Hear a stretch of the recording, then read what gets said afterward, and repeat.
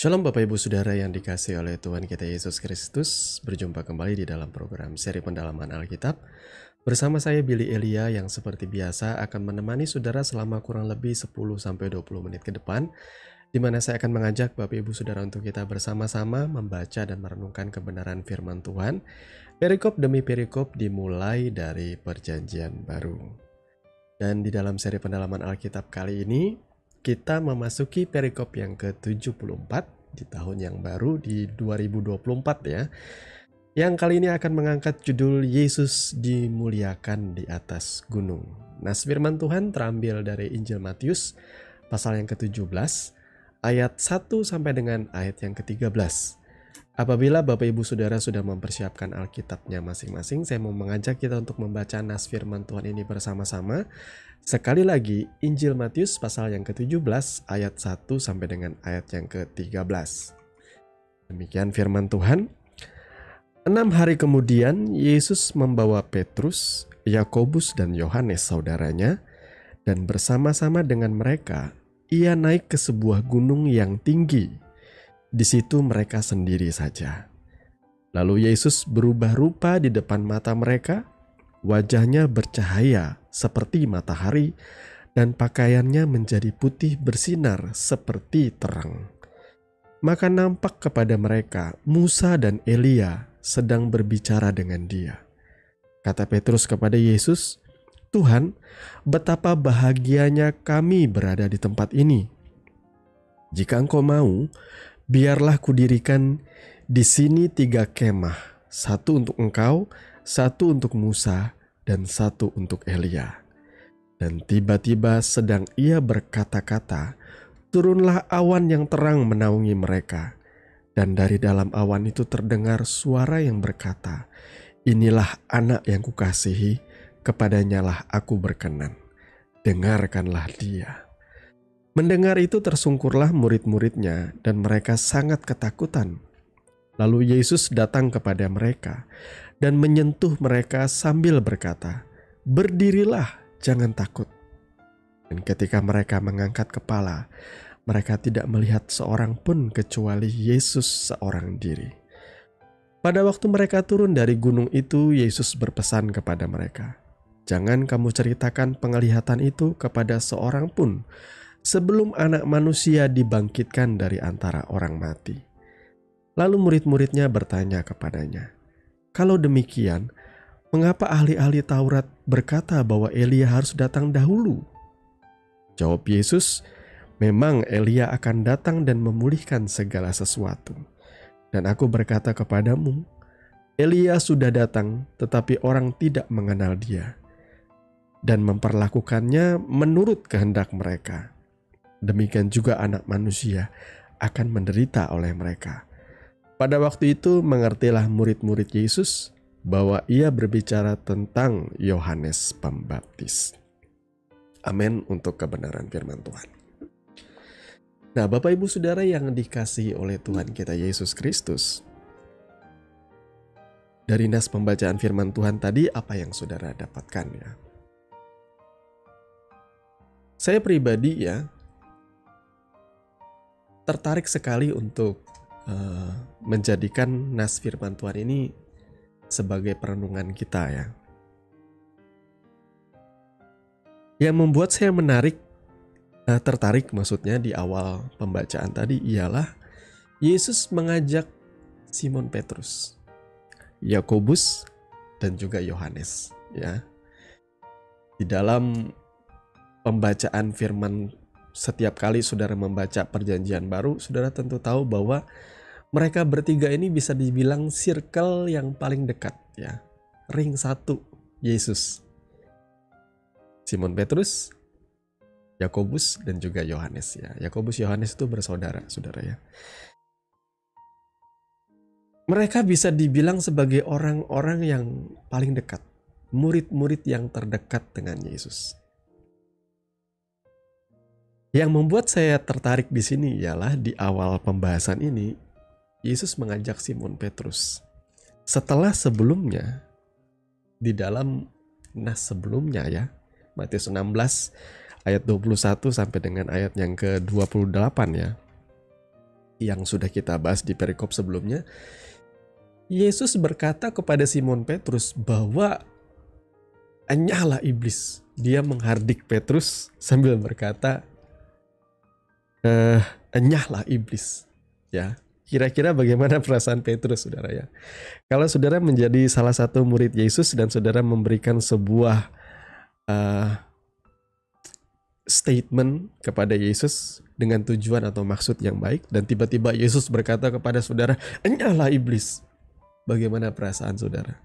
Mungkin ada di antara saudara yang sakit hati ya. Saudara datang ke gereja aja. Misalnya ada pendeta yang berkhotbah dan di dalam khotbahnya dia seakan-akan menegur dosa dan kesalahan saudara. Berapa banyak saudara yang bersyukur kepada Tuhan ditegur seperti itu? Ataukah ada di antara saudara yang setelah ditegur oleh gembala atau pendeta melalui khotbah ya, padahal pendetamu nggak tahu, mungkin pendetamu nggak tahu gitu ya, atau mungkin pendetamu tahu, dan ia menjadikan mimbar itu sebagai kesempatan ia untuk menegur kesalahan jemaat. Ya, like or dislike, setuju atau tidak setuju, saya pikir setiap pelanggaran kalau ada ditegur atau kalau ada teguran, maka itu baik saudara ya. Karena teguran itu kan menyadarkan kita supaya kita bertobat dan berbalik kepada Tuhan. Lebih-lebih kalau pastor atau pendeta atau gembala menegur saudara, tentu mereka punya motivasi yang baik ya. Walaupun memang saya akui di Alkitab juga mencatat ada tata cara yang baik untuk menegur jemaat ya. Jangan langsung di depan atau jangan langsung dari mimbar seperti itu. Biasanya teguran-teguran itu akan melalui langkah demi langkah. Beberapa di antaranya ialah menegur dengan empat mata. Ya. Kalau dia tetap mengeraskan hati, diajak. Ada satu orang, mungkin orang yang memiliki pengaruh dalam kehidupan jemaat ini, diajak untuk menegur dia. Dan kalau dia masih tegar tengkuk, masih bebal, baru teguran itu boleh datang dari mimbar jemaat, saudara ya. Tapi Bapak Ibu Saudara, sebagai jemaat Tuhan kita harus belajar rendah hati lah. Siapa sih kita ini? Kalau Tuhan masih mau menegur kita lewat empat mata kah? Atau lewat mimbar kah? Berarti Tuhan tuh masih sayang sama kita. Dia rindu kita bertobat supaya kita nggak binasa di dalam dosa-dosa kita. Ya. Jadi sebagaimana Yesus menegur Petrus dengan berkata, enyahlah iblis, engkau tidak memikirkan kehendak Allah. Engkau hanya memikirkan keinginan-keinginan manusia. Uniknya di sini, Yesus tetap mengajak Petrus untuk naik bersama-sama dengan dia ke sebuah gunung yang tinggi. Nah, saudara ya, jadi di sini kalau Tuhan itu menegur kita, percayalah, tidak lantas membuat saudara itu direndahkan. Tidak lantas membuat saudara itu dibenci oleh Tuhan. Kalau Tuhan menegur saudara, atau saudara pada titik di mana teguran Tuhan itu membuat saudara malu, ingatlah bahwa di hati Tuhan, saudara itu tetap berharga, tetap berarti. Ya, jadi jangan pernah mundur, jangan pernah kecewa ketika saudara menerima teguran yang keras. Petrus pun ditegur oleh Yesus, tapi kemudian beberapa waktu kemudian Yesus mengajak dia untuk naik ke atas gunung tinggi bersama dengan Yakobus dan Yohanes, murid yang dikasihinya. Dan luar biasa di sini ya, Yesus berubah rupa di depan mata mereka. Ya.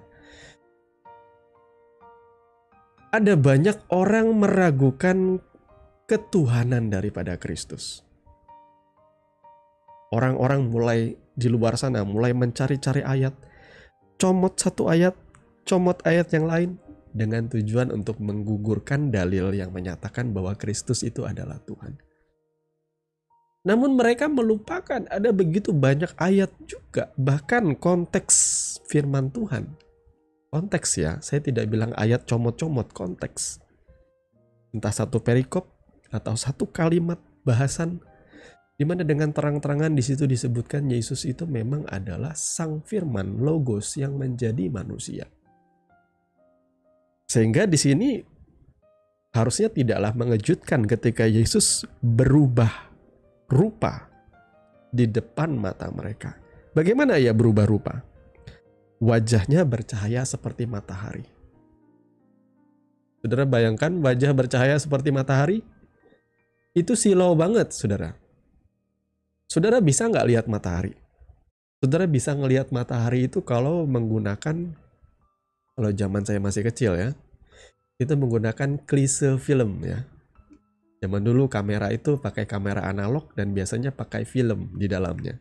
Itu kita bisa ngelihat gerhana matahari, atau metode untuk melihat gerhana matahari itu salah satunya pakai klise filmnya. Jadi itu kan agak jadi buram ya mataharinya, ketahan oleh klise itu. Film dari kamera analog ya. Atau kita bisa ngelihat matahari itu dengan cara menyiapkan baskom.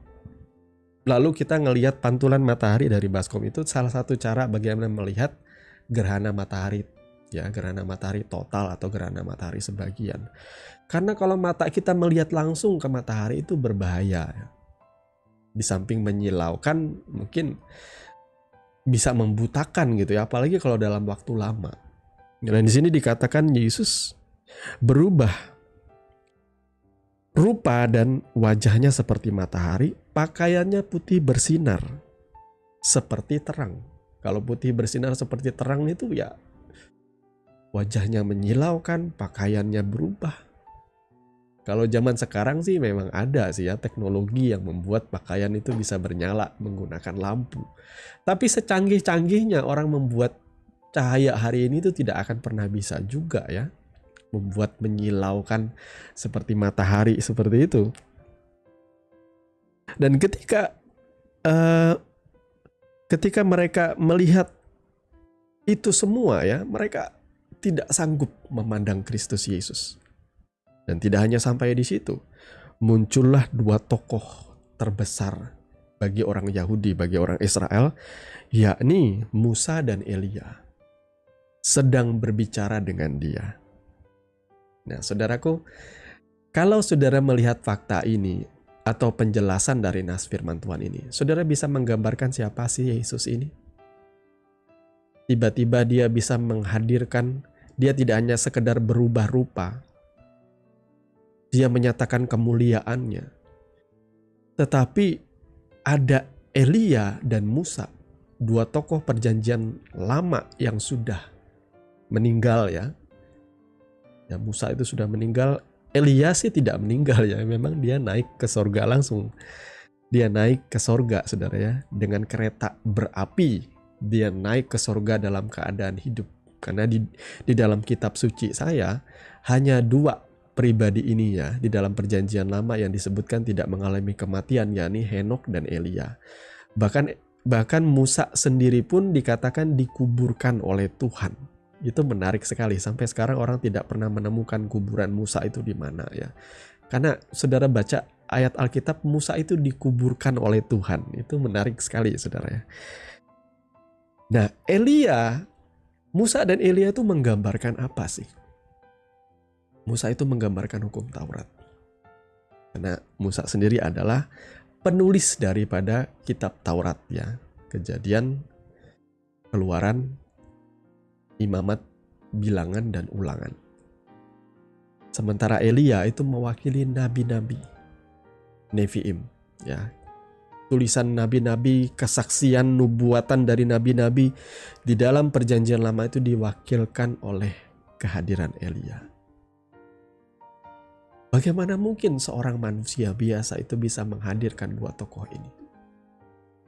Bahkan Musa ketika ia masuk ke dalam kekelaman di atas Gunung Sinai, dia dalam hal ini hanyalah manusia biasa. Kristus Yesus berubah rupa dan ia bisa menghadirkan dua tokoh terbesar dalam sejarah orang Israel. Dan ketika mereka sedang berbicara, Yesus berbicara kepada Elia dan Musa ya. Petrus itu terpesona, terpana, dia juga sekaligus takut. Dia merasa bahagia, iya. Sehingga ia berinisiatif pengen mendirikan kemah bagi mereka bertiga. Untuk engkau, satu untuk Musa, dan satu untuk Elia. Dan tiba-tiba sedang ia berkata-kata, ya, Petrus berkata-kata, turunlah awan terang menaungi mereka. Ya, saudara bayangkan di dalam perjanjian lama itu kehadiran Tuhan itu biasa dilambangkan dengan tiang awan dan tiang api ya. Setiap kali misalnya Tuhan tuh mau berbicara, maka awan itu akan turun ke atas kemah suci, di mana di situ Musa berbicara dengan Tuhan. Dan di sini kembali simbol, tidak hanya simbol, ini literally ya, awan tuh turun menaungi mereka. Dan dalam awan itu terdengar suara yang berkata, inilah anak yang kukasihi, kepadanya lah aku berkenan. Dengarkanlah dia. Inilah anak yang kukasihi. Banyak orang di luar sana yang tidak paham mengenai kebesaran dan kemuliaan Tuhan, selalu berkata, oh Tuhan itu cuma anak. Yesus itu cuma anak. Berarti ada bapaknya ya. Seperti itu.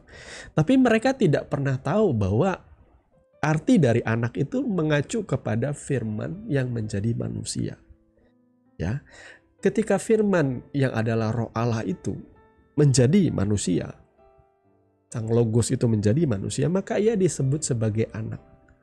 Bahkan ditegaskan oleh Yohanes, anak yang tunggal. Monogenes, satu-satunya, tiada duanya. Tuhan tuh punya banyak anak, saudaraku ya. Dalam tanda kutip, bukan secara biologis. Orang-orang percaya yang mengikuti dia sungguh-sungguh itu disebut sebagai anak. Makanya Yesus berkata, kalau engkau menerima Roh Allah, engkau bisa berseru, ya Aba, ya Bapa. Kau memanggil Tuhan Allahmu tuh Papa. Karena kau menjadi anak-anaknya Tuhan. Tetapi kepada Kristus disebutkan anak tunggal, monogenes. Satu-satunya. Kenapa? Karena cuma satu-satunya Tuhan yang menjadi manusia itu ya cuma Yesus. Ya. Jadi di sini, inilah anak yang kukasihi, kepadanya lah aku berkenan, dengarkanlah dia. Ketika Petrus berpikir bahwa ia ingin mendirikan 3 kemah, tiba-tiba awan itu datang, kemudian ada muncul suara berkata, inilah anak yang kukasihi, kepadanya lah aku berkenan, dengarkanlah dia. Dan ketika mereka dengan penuh ketakutan, saya percaya mereka tersungkur ketika suara itu, ketika kemuliaan hadirat Tuhan itu begitu kuat mencengkeram mereka. Dan setelah itu selesai, mereka mengangkat wajahnya. Mereka berdiri, karena Tuhan Yesus menyuruh mereka berdiri, dan mereka mengangkat kepala, lantas mereka tidak melihat siapapun atau satupun selain daripada Yesus. Ya, saya percaya Bapak, Ibu, Saudara yang dikasih oleh Tuhan kita Yesus Kristus, bahwa kesemuanya itu menggambarkan bahwa kedatangan Kristus Yesus ke dunia ini memang untuk menggenapkan hukum Taurat dan kitab nabi-nabi.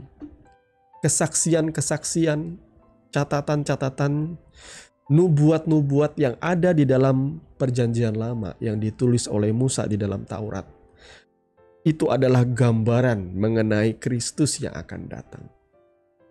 Saudara ya, gambaran bait suci yang digambarkan di dalam perjanjian lama itu ya. Bayangkan saudara bisa ngelihat detail-detail tentang pembangunan bait suci itu ya, kemah suci ya. Ternyata semuanya itu mengacu kepada Kristus Yesus. Yesus disebut sebagai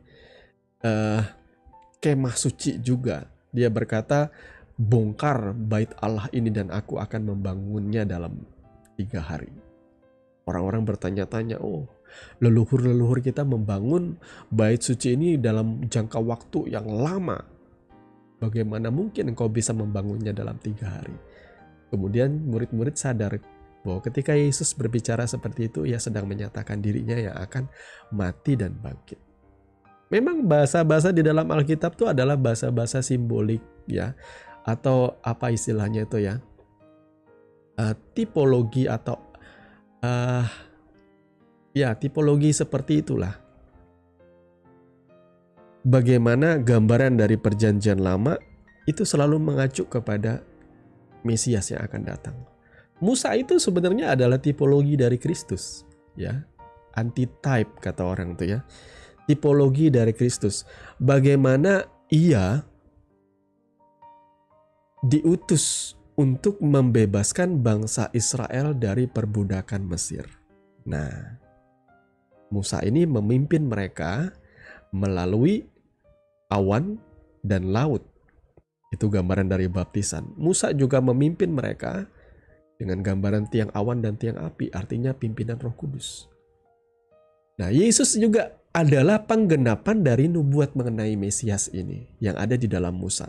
Yesus membebaskan semua orang dari perbudakan dosa, sama seperti Musa membebaskan bangsa Israel dari Firaun, dari tanah Mesir. Nah, untuk menjadi pengikut Musa, mereka harus dibaptis di dalam awan dan di dalam laut. Dan untuk menjadi pengikut Kristus, setiap orang percaya harus pergilah, jadikanlah semua bangsa muridku dan baptislah mereka di dalam nama Bapa, Anak, nama Bapa, Putra, dan Roh Kudus. Dan ajarkanlah mereka segala sesuatu yang kuajarkan kepadamu. Untuk menjadi pengikut Yesus, saudara harus percaya dan dibaptis lahir baru. Seperti itu. Kemudian setelah itu, Musa menuntun bangsa Israel dengan kuat kuasa, tiang awan dan tiang api yang menyertai mereka siang dan malam. Gambaran dari penyertaan Roh Kudus. Nah, bagi setiap orang percaya juga, Yesus mengutus Roh-Nya untuk diam dalam hidup kita dan menyertai kita di dalam perjalanan hidup kita sampai kita menuntaskan atau menyelesaikan setiap tugas yang Tuhan percayakan selama kita hidup. Saudara ya. Jadi di sini menarik ya. Musa dan Elia hilang. Awan itu datang dan ketika mereka tersungkur, pada akhirnya yang tersisa cuma Yesus. Saya mau bilang saudaraku, seluruh isi dari perjanjian lama semuanya menunjuk kepada satu pribadi ini, yaitu Kristus. Dan Kristus adalah puncak dari seluruh pewahyuan dan nubuatan yang ada di dalam perjanjian lama. Maka setelah Yesus menggenapi, menyelesaikan karya keselamatan dan penebusannya di atas kayu salib, ia mati, ia bangkit, ia naik ke sorga. Maka sudah genaplah. Maka sudah genaplah. Maka tidak akan ada lagi nubuat-nubuat tentang kedatangan nabi berikutnya, itu tidak ada lagi. Tidak diperlukan lagi nubuat-nubuat atau tidak diperlukan lagi nabi-nabi seperti di perjanjian lama untuk menubuat kedatangan siapa lagi yang datang. Tidak ada yang perlu datang lagi, tidak ada yang perlu kita tunggu lagi sekarang. Saudara ya, tidak perlu ada nabi terakhir atau siapapun lagi kita tunggu karena Kristus itu sudah final. Maka bagi orang Kristen mereka tidak meyakini lagi ada nabi yang lain karena Yesus sendiri sudah berkata bahwa setelah dia yang muncul kemudian tuh adalah nabi-nabi palsu. Tidak akan ada lagi Mesias-Mesias yang lain. Yang muncul kemudian adalah Mesias-Mesias palsu. Itu yang dikatakan oleh firman Tuhan. Yang diingatkan oleh Yesus kepada murid-muridnya, akan ada banyak Kristus-Kristus palsu, nabi-nabi palsu, Mesias-Mesias palsu yang berkata, akulah dia. Hati-hati. Maka Bapak Ibu Saudara yang Kristen yang sangat suka sekali pelayanan karismatik Roh Kudus, saya tidak berbicara soal gereja karismatik dalam hal ini ya. Kadang-kadang saya berani berkata ini karena saya adalah bagian dari orang-orang yang ada dalam pelayanan karismatik ya. Kadang-kadang orang-orang yang pelayanannya terlalu ngeroh gitu ya. Mereka lupa untuk menggunakan akal budinya untuk memahami kebenaran firman Tuhan. Ngeroh terus. Apa-apa harus ditanya kepada roh. Ya, saya tidak meragukan sih ya, Tuhan bisa menjawab, Roh Kudus bisa menjawab pertanyaan saudara. Tetapi ketika saudara terlalu ngeroh tapi saudara mengabaikan fakta-fakta historis, saudara mengabaikan belajar firman Tuhan itu, Ingatlah bahwa ini ditulis dari sudut pandang Semitik. Saudara harus membaca itu dengan menggunakan pola pikirnya orang Israel, orang Yahudi. Supaya kita bisa memaknai firman Tuhan itu dengan benar. Jangan cuma ngeroh-ngeroh. Nanti saudara akan sama dengan orang-orang yang di luar sana yang menyerang kekristenan.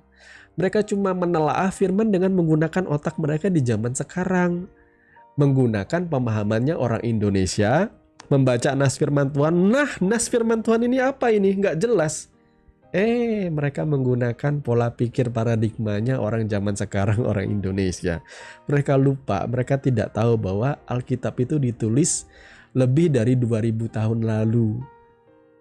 Dengan sudut pandang Semitik, dengan sudut pandang orang Ibrani, orang Israel. Dengan tata budaya atau tata cara, tata krama yang berbeda sekali dengan orang Indonesia.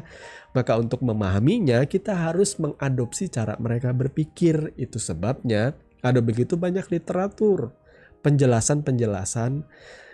Ya, itu sebabnya juga kenapa Alkitab kita, Alkitab orang Kristen ini ya, di awal-awal Alkitab itu masuk ke Indonesia. Di awal-awal Alkitab kita masuk ke Indonesia. Kenapa kitab suci orang Kristen itu kata Elohim ya di dalam bahasa Ibrani itu lalu mengalami transliterasi menjadi kata Allah ya. Karena Indonesia sendiri adalah negara dengan mayoritas muslim dan padanan kata Elohim yang tepat yang dijadikan ke dalam bahasa Indonesia untuk menggambarkan gelar daripada Tuhan itu atau Elohim itu adalah Allah. Makanya Allah itu bagi kita orang Kristen itu bukan nama. Allah itu adalah gelar. Sama seperti presiden, sama seperti jenderal. Itu adalah gelar, itu bukan nama. Ya, itu adalah gelar Tuhan. Elohim itu juga adalah gelar, itu bukan nama. Saudara ya. Karena nama Tuhan yang ia sebutkan pertama kali kepada Musa itu adalah Ehyeh Esher Ehyeh. Aku adalah aku. Dia tidak ingin memberitahu namanya sebenarnya.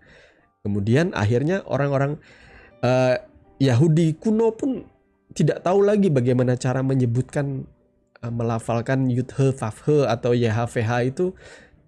Walaupun hari ini orang berkata itu dibaca Yahweh, ya silahkan kalau saudara merasa bahwa itu Yahweh ya. Tetapi itu juga masih belum jelas, masih belum pasti. Penyebutan Yahweh itu bisa juga Yehova, bahkan dalam pengejaannya orang bilang Yehova lebih tepat daripada Yahweh. Tetapi ya sudahlah, saya tidak terlalu memusingkan perkara pelafalan. Karena Tuhan itu kontekstual. Ya, bahasa Yunani daripada Tuhan itu kan Kurios ya. Kemudian Allah itu Theos ya. Jadi kita tidak usah terlalu memusingkan hal-hal yang seperti itu, saudara ya. Tuhan kita kontekstual. Ketika Lembaga Alkitab Indonesia mulai menerjemahkan Alkitab dari Perjanjian Lama, Perjanjian Baru ke dalam bahasa Indonesia, maka kita menyesuaikan dengan padanan kata yang tepat ya, yang sesuai atau yang mewakili bahasa Indonesia ya. Elohim itu digambarkan dengan Allah. Saya percaya di awal-awalnya Alkitab orang Kristen itu tata bahasanya tuh banyak menyadur bahasa-bahasa di dalam bahasa Arab tentunya, termasuk Isa Al-Masih itu kan pertama kali memang transliterasi dari Yesus ya, bahasa Yunani menjadi bahasa Arab, menjadi Isa Al-Masih, Isa Sang Mesias, saudara ya, Isa Sang Mesias. Tetapi kalau kita bicara apakah Isa dan Yesus itu sama, maka kita akan kembalikan lagi kepada sumbernya. Yesus yang sejati atau katakanlah Isa Al-Masih yang sejati itu adalah pribadi yang bersumber dari kitab suci orang Kristen ya, dari Perjanjian Lama, nubuat-nubuat para nabi yang digenapi dalam Perjanjian Baru ya. Yesus yang lahir di Bethlehem Efrata dari seorang darah Maria, kemudian ia tumbuh besar, ia juga menjalani kehidupan yang bisa dikatakan untuk mencapai sebutan rabi, ia harus bersekolah di sekolah-sekolah yang bisa disebut sebagai midras atau madrasah ya dalam bahasa Arabnya ya. Sampai akhirnya ia mengenyam pendidikan itu, ia disebut sebagai rabi atau guru, ia dihormati, ia mulai mengajarkan kebenaran-kebenaran. Dan Yesus ini pun sendiri memiliki 12 murid, ia tidak menikah. Kemudian akhirnya ia mati di atas kayu salib, ia tidak diserupakan. Ia mati di atas kayu salib untuk menebus dosa umat manusia, kemudian ia bangkit pada hari yang ketiga, dan ia kemudian naik ke surga, mencurahkan rohnya bagi setiap orang yang percaya. Jadi Yesus atau Isa Al-Masih yang sejati itu adalah yang bersumber dari kitab sucinya orang Kristen. Nah, saya pikir ini saja dulu yang saya mau sampaikan kepada saudara.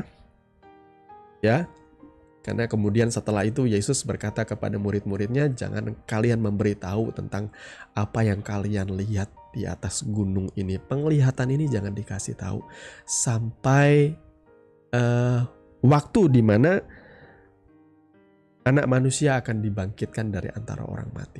Jadi Tuhan pengen murid-muridnya itu merahasiakan. Circle terdekat ini merahasiakan hal ini, saudara ya. Saya percaya Bapak Ibu Saudara tentu pasti akan sangat diberkati dan memahami apa yang menjadi kupasan kebenaran firman Tuhan di kesempatan kali ini. Mari kita tundukkan kepala dan berdoa. Bapa, di dalam nama Tuhan Yesus, terima kasih untuk kebenaran firman yang sudah kami baca bersama-sama. Tuhan, kami mohon terangi hati dan pikiran kami, supaya kami boleh memandang betapa luar biasanya, betapa dahsyatnya, betapa ajaibnya Engkau Tuhan. Engkau sungguh adalah Tuhan dan Juru Selamat kami yang rela untuk menjadi manusia, Tuhan. Kami bersyukur karena Engkau mengasihi kami. Kami bersyukur karena besar setiamu dalam hidup kami. Nyatakan kebesaran kemuliaan-Mu Tuhan dalam hari-hari kehidupan kami. Kami percaya Tuhan memimpin kami dengan cara-cara yang tidak pernah kami pahami. Tuhan setia menyertai kami sampai kepada kesudahannya. Engkau tidak pernah meninggalkan kami sedetik pun.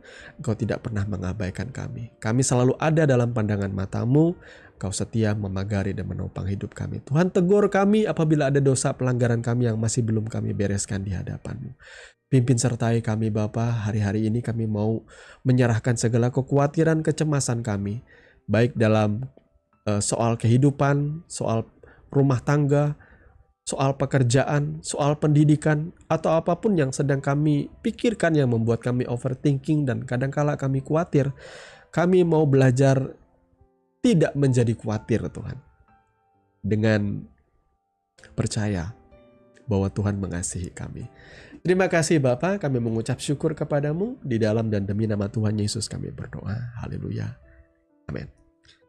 Bapak Ibu Saudara yang dikasih oleh Tuhan kita Yesus Kristus, kita sudah sampai di penghujung program seri pendalaman Alkitab. Kami mengucapkan banyak terima kasih untuk kesetiaan saudara mengikuti channel ini dan mendukung kami di dalam doa. Besar harapan kami, saudara senantiasa bertumbuh di dalam kebenaran dan tidak pernah jemu-jemu untuk menyaksikan akan cinta kasih Tuhan kita Yesus Kristus di dalam setiap kehidupan, tingkah laku, dan perbuatan saudara. Akhirnya saya Billy Elia pamit, kiranya kasih karunia di dalam Tuhan kita Yesus Kristus menyertai saudara sekalian. Sampai bertemu di dalam seri pendalaman Alkitab yang berikutnya. Shalom.